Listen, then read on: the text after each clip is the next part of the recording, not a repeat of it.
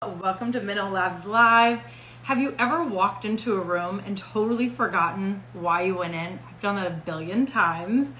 And have you ever been in a conversation with someone and you cannot for the life of you remember their name? I do this all the time too, and I have my husband help me because I know entering into the conversation I probably won't remember their name. So today we're going to talk about Meno Brain and what's up with the connection with concentration, memory, and all the things. So stay tuned for information with Dr. Maggie on that. And then I'm very excited to share with you guys, we're going to be talking about our newest product, Focus Her, that is here to help you with focus. And if you stay tuned during the show, you'll see we have an exclusive promo coming up, so stay tuned for that. As always, this session should not be considered medical advice, as being provided for information purposes only. It is not intended to substitute professional medical advice, diagnosis, or treatment. Please consult with your healthcare provider should you have any questions or concerns. I'm going to invite in our guest, Dr. Maggie, in a moment here. I just want to invite you guys to please share with me if 7 p.m. works for you. We're trying out a new time. We usually go with noon Eastern Standard Time, but we're changing it to 7 to see if it works better with people's schedules. So let me know about that, please, in the comment section below. I'm going to invite in our guest now, which I'm so excited to have Dr. Maggie with us. Let's see if it worked. Perfect. Welcome. Hi, Natasha. As Dr. Maggie just shared, my name is Natasha and I'm the community manager for MenoLabs. And our guest today is our brand partner, Dr. Maggie, who's the co-founder, as you see on here, of Hello Perry, which is a great place to go for information. She's also a naturopathic doctor, and she's the co-director of the Akasha Center in the Women's Clinic. I hope I got all of that right. I should have it down by now. But what are you drinking this evening? This evening. Well, I'm drinking some green tea, Oh, and so so nice. I got my water bottle, my big water bottle. It's hot here on the East Coast. I'm in the DC area, and so I'm having electrolyte water. It's so hot. I feel like I'm sweating right now, but it's fine. We're good. We're in spring. Let's get started. Why or what is brain fog during perimenopause and menopause? I have to preface by saying we have a Facebook group, which I'd love for you guys to join. It's called Meno Connect. And on there, women are asking what brain fog feels like. So I just want to kind of give them descriptors or understanding of what it is and see what you Yeah, think. no, Yeah. great question, because it's actually not a medical diagnosis, but it is That's good to something know. it's something we are using to describe the cognitive changes that is so common that so many women experience as they're going through the menopause transition. So brain fog includes more forgetfulness, difficulty with memory. So forgetting why you walk into a room, people start noticing that can happen more often. Forgetting what you're saying mid-sentence. Yeah. like you're talking like, wait, what am I talking about again? And these things are just happening more frequently. You might be reading a book and like just feel like you need to keep rereading the same page over and over. It's more difficulty concentrating. You might feel more brain fatigue, difficulty with like word recall. That is really common. I hear That's that from crazy to a me. lot of Yeah. people. It's really frustrating for women, and just a fogginess.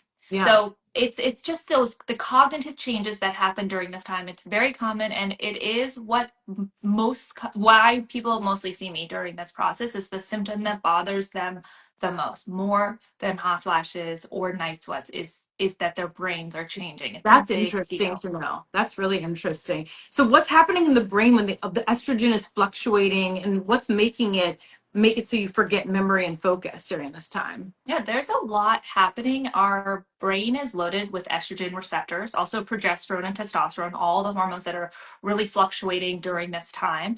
And when estrogen fluctuates or it's changing from the pattern that we're used to, it affects how our brain uses energy, from glucose metabolism to ATP production. I don't know if you recall the Krebs cycle from high school biology, but it's all about how you make energy. It's how you use it. And it starts with glucose and it ends with ATP. And every step along that process is affected. We feel it. We're not using energy in the same way.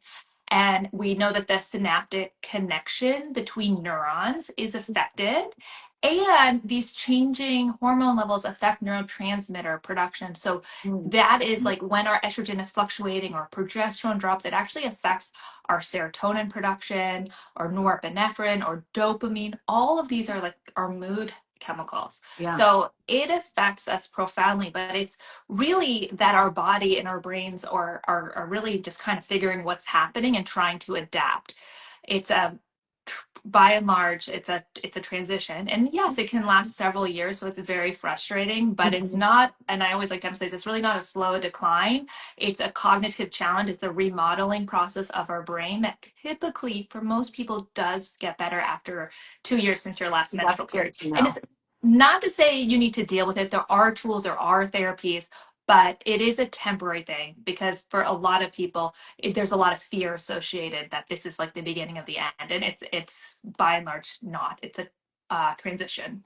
So it's so good you said that. We're going to be sharing some tools at the end of the show, so stay tuned for that with ideas for how to help when you're going through this. So why can we remember songs? This is also kind of funny to me because we see these videos all over Instagram, TikTok. You can relate to them. They're funny. But women can remember songs from the 90s, old school songs. You can remember all the words, all the lyrics, but you can't remember somebody's name or your password. Like, what's going on there? Yeah, it's funny. It's just different parts of the brain that are affected. So when our hormones are changing, it's like short-term memory, it's word recall, it's working memory that's affected, and that's the what we're needing to function most of the time. But these long-term memories, these songs or speeches that you gave when you were in middle school that Seriously. you still remember, they're just so ingrained in our long-term memory that they're not as easily affected. It's more working memory. That's really wild. And then I have another question that's kind of interesting. So, you know how women they joke, you have baby brain or pregnancy brain. Is that the same thing that's happening during menopause? When we say menopause brain, it's kind of a joke and tongue in cheek, but it's also, is it the same thing? Are we going through the It's same thing as really we do at that stage? it's really similar. So Okay. both of them, it's our brain is adapting. So during pregnancy, we have very high levels of hormones. During menopause, it's very low levels. But it's all about the brain adapting. Hmm. And making these changes and accommodations to these different levels of hormones in our body, and that's affecting our brain. Now it's interesting because these changes that we have, like these short-term memory or difficulty with word recall or mom brain or peri brain, they're very similar symptom wise. And I think it's really interesting because if you look at the brain changes that happen during, and this is more familiar with pregnancy, that is like we're Hmm. kind of geared towards more building empathy. The brain changes are more towards empathy and connection. So it's really kind of beautiful. Like even though you might forget where you put your keys, like you're getting to have this superpower of like greater empathy and I emotional love connection that. to your little human. I love it too. And then likewise, there is this hypothesis for women who go through menopause, like what is our purpose? So much is like our ability to reproduce, but what is our purpose now?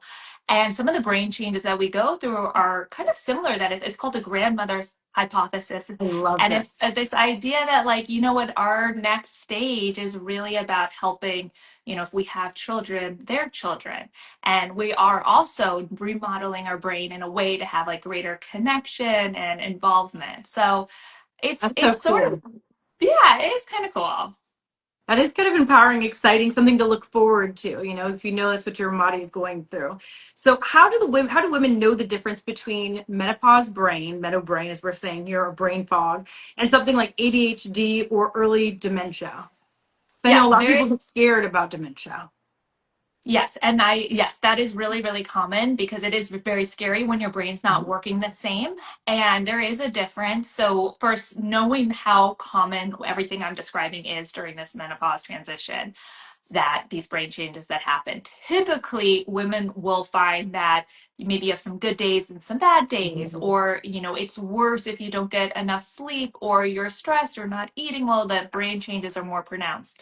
Whereas, with if there's something really going on, these are not so affected day to day. It's progressive decline, and it's a little different. It's more like sometimes you're driving and you get lost when you're Yeah, driving. It's that's really true. That's good. scary. It's Yeah. But so no, and it's something that is common, but it's very rarely a sign that you're having going declining into early Alzheimer's. That I know that's a huge fear, but even that fear can like spiral and make the brain some symptoms worse if you have Yeah. that fear. But when you can understand like these changes are normal, what I'm experiencing, like 2/3 of women who go through this journey do Yeah. experience, you can that fear can go away, and it can really be replaced with a sense of understanding, awareness, self-compassion. And I always say, like, if we can throw in a little humor, like Yeah. I do with my Those girlfriends, jokes. like we kind of laugh at ourselves sometimes, we get it. But the idea of just the more knowledge you have, the more fear that can be taken away. I'm curious if this is another place that would be good, helpful to do tracking your symptoms to see when you get those triggers of forgetting something. I mean, is that going to be relevant with the brain as Yeah, much? yes, because I think you'll find that there's like good days and bad days, or days that Okay. you feel on and days that you're just, what, I can't even remember my middle name. There's just Yeah. going to be good days and bad days. Good to know. Does experiencing brain fog, wait, I think I just asked so. Sorry, I'm going off here. Does brain health improve after menopause? You did bring this up. You said about 2 years after Yes. So menopause. typically, yes, it's just this our brains adapting to the changing hormone level. So it typically 2 years after our last menstrual period, the symptoms improve. Okay. Cognitive and even like some of the mood changes that can happen.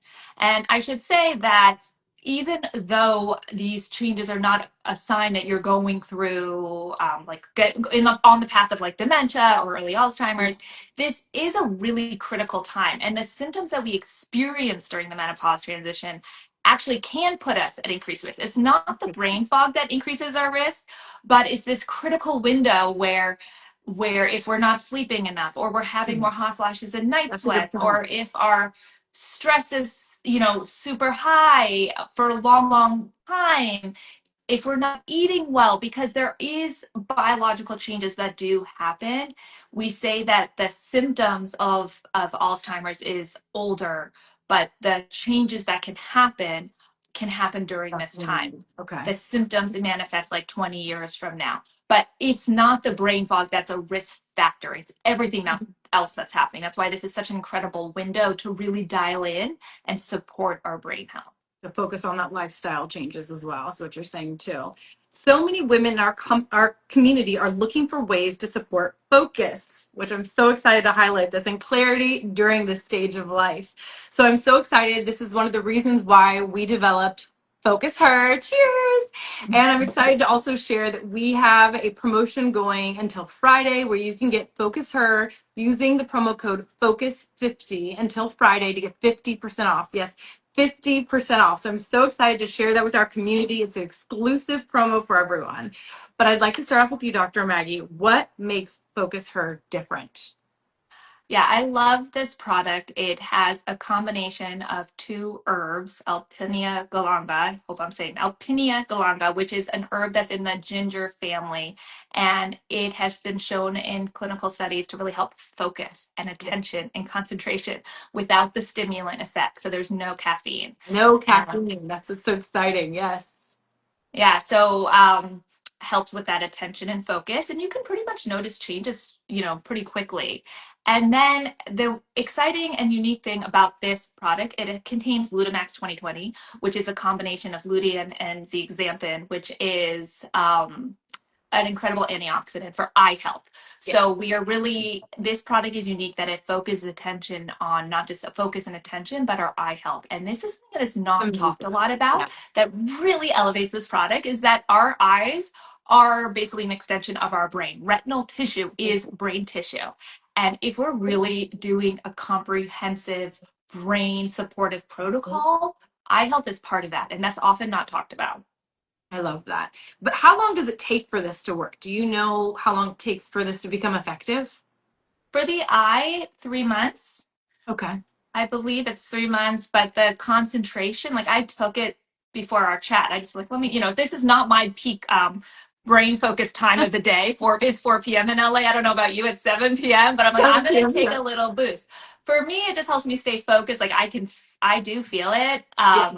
But as far as the eye, it's sort of behind the scenes work that I feel really good about doing, just because, hormonal changes can also affect our eyes, dry eyes, and this is giving us like eye nutrients, which again is very important, not just for our eye health, but also our brain health in the long term. Yeah. I also want to highlight it's only one pill you have to take, and it's not large. It's very, easy size for you to take.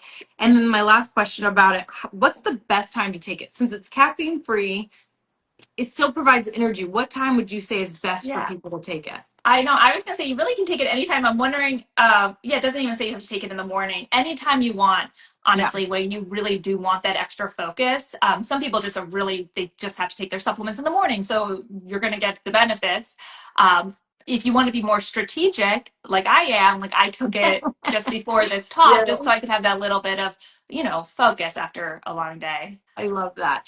Well, it's Peri Toolkit time, my favorite time. Every month we share items to add to your Peri Toolkit to help you along the menopause journey. And right now we're focused on brain health, of course. So let's start with what lifestyle habits support brain health during perimenopause and menopause? And I think some of the things we really need to prioritize is our sleep and making sure we're sleeping well. And if we're not sleeping well, figuring out why or working towards that, because that's absolutely critical. Our nutrition, really blood sugar stability, eating real whole foods, good sources of fiber, healthy sources of protein, fat, eliminating the ultra processed foods. Alcohol is neurotoxic. Usually never feel good after that. It affects our sleep, affects our brain health. Being mindful of stress. This is a very stressful time for many women. It's called, the perfect storm or the sandwich generation, where, we have our own health that we're dealing with. Many of us have our children and our parents and our work and our relationships. Yeah. So it's a high stress time that we just need to like be aware of and acknowledge.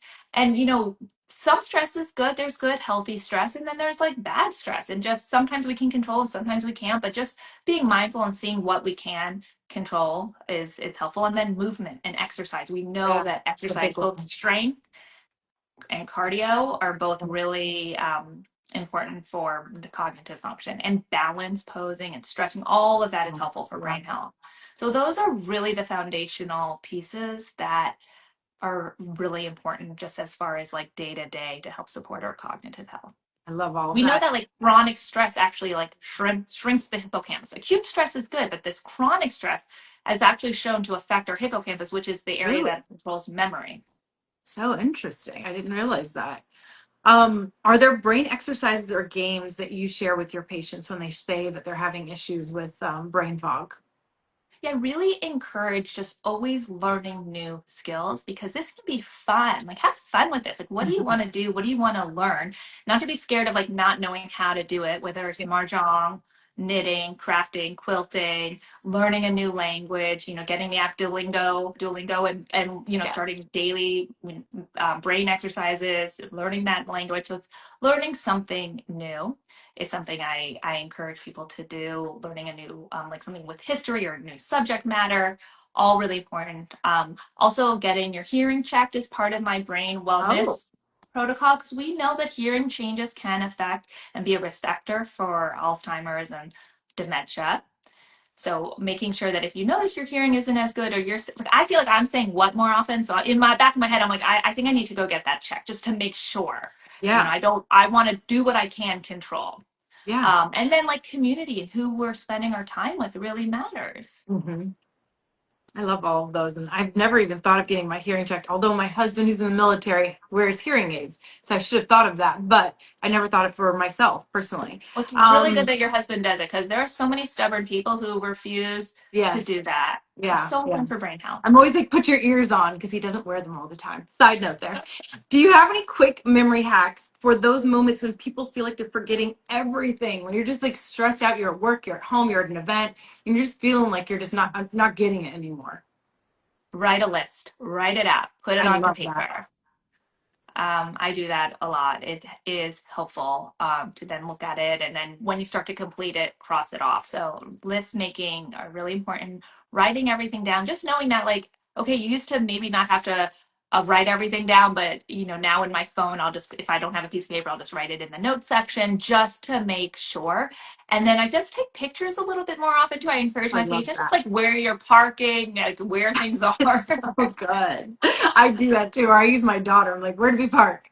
Yeah, so those are simple tools. Oh, and the one that I share with patients, it helps my patients, just something to think about, is that when you're going to a new, and if you know where you're going, whether it's a work event to work, to your kid's soccer game, think about in advance who's there. So you can Mhm. pull those names up into your brain. Like I if love you that. see someone walking towards you, it's too far away to start yelling hi. Think in your head, okay, what is their name? What's their kid's name? What's their wife's name, husband's name? Think about those. Get it to the forefront. It can help tremendously.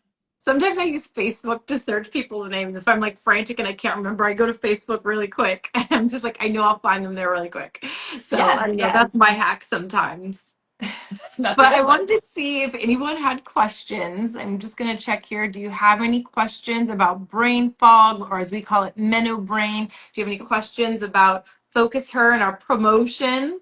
I don't see any questions, but I just want to put it out there. If you do have questions and they weren't able to be answered here, please reach out to our customer care at MenoLabs.com. I do want to remind everyone of our promotion with Focus Her, our newest product, which you can get 50% off using the promo code FOCUS50. Once again, that's FOCUS50, and that's going until Friday. So make sure you use that, share with some friends, let them know what you heard about. I'll have the replay available tomorrow, so stay tuned for that. I want to thank Dr. Maggie for being here and all of the viewers. We really appreciate for you guys being here. As always, the session should not be considered medical advice and is being provided for information purposes only. It is not intended to substitute professional medical advice, diagnosis, or treatment. Please consult with your healthcare provider should you have any questions or concerns. Thank you so much and have a wonderful evening. See you Bye. next time. Bye.